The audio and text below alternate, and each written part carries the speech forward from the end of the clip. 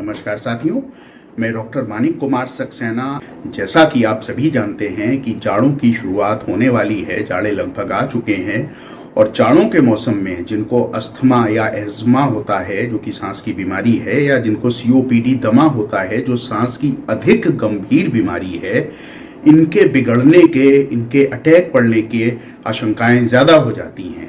इसके अलावा जो बुज़ुर्ग हैं या जो जिनको डायबिटीज़ कंट्रोल नहीं रहती या छोटे बच्चे होते हैं, उनमें चेस्ट में इन्फेक्शन, लंग्स में इन्फेक्शन, जिसको हम न्यूमोनिया कहते हैं, इसकी आशंका भी बढ़ जाती है।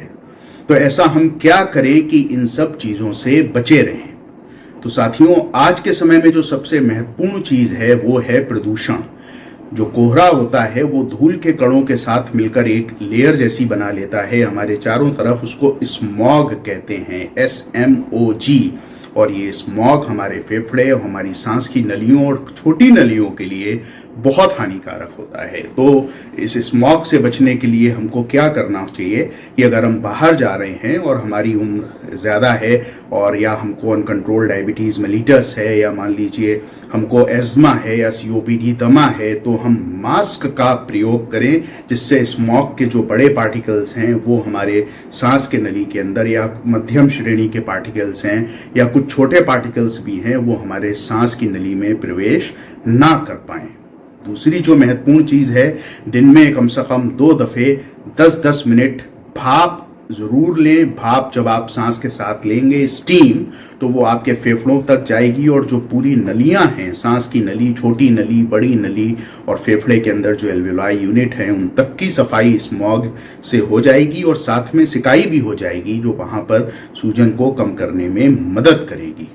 और ये जो भाप है, ये दिन में 2 दफ़े एक बार में तकरीबन 5 से 10 मिनट। अगला सवाल लोगों का होता है कि सादे पानी से भाप लेनी चाहिए या उसमें कुछ यूकेलिप्टस की ड्रॉप डाल दें या उसमें कुछ विक्स वगैरह डाल दें। तो जो स्टडीज़ सामने आई हैं उसमें पाया गया है कि इन सब चीज़ों को डालने से वहाँ पर कुछ लोगों में एलर्जी हो सकती है, जिसके वजह से एज़मा या सीओपीडी बढ़ सकता है। तो बेहतर होगा कि केवल पानी के साथ आप इन भाप को लें, दिन में 2 बार 5 से 10 मिनट के लिए कम से कम। तीसरी जो इम्पॉर्टेंट चीज़ है कि आमतौर पे लोग टहलने जाते हैं, तो जो ठंड के वक्त का टहलना है उसको आपको अवॉइड करना है। अवॉइड क्या करना है? करना ही नहीं है। आप चाहे जितने स्वेटर पहन लें, सर ढक लें, कान ढक लें, लेकिन आपको सांस लेने के लिए नाक या मुंह तो खोल के रखना ही पड़ेगा और वहाँ से ठंडी हवा आपके सांस की नली में प्रवेश करेगी। और ये ठंडी हवा क्या करती है? हमारी सांस की नली में बहुत सारे सीलिया होते हैं। सीलिया का मतलब जैसे बाल जैसे स्ट्रक्चर जो लगातार मूव करते हैं और हमारे अंदर के जो सिक्रीशन या जो चीज़ें चली जाती हैं उनको बाहर निकालने का काम करते हैं। जैसे हमको हल्की सी खांसी आती है और वो चीज़ हम बाहर स्पिट कर देते हैं, थूक देते हैं। तो अगर ठंडी हवा जाती है तो उसके 2-3 नुकसान हैं। पहला नुकसान तो यही हो गया, भले आप मास्क लगाए हों, हवा तो ठंडी ही रहेगी। पहला नुकसान तो ये हो गया कि ये सीलिया काम करना कम कर देते हैं, तो जो श्वसन तंत्र की अपने आप सफाई होती है वो प्रॉपर तरीके से नहीं हो पाती।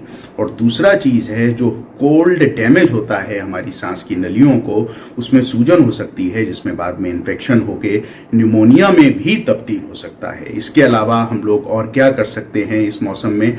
स्मोकिंग तो वैसे भी नहीं करनी चाहिए और सीओपीडी का एक बड़ा कॉज स्मोकिंग है, तो वो तो वैसे ही सलाह दी जाती है कि स्मोकिंग चाहे एक्टिव हो, आप खुद स्मोक कर रहे हो या पैसिव हो, कोई और स्मोक कर रहा हो और आप उसके संपर्क में आ रहे हैं, दोनों किस्म की स्मोकिंग को आप अवॉइड करें।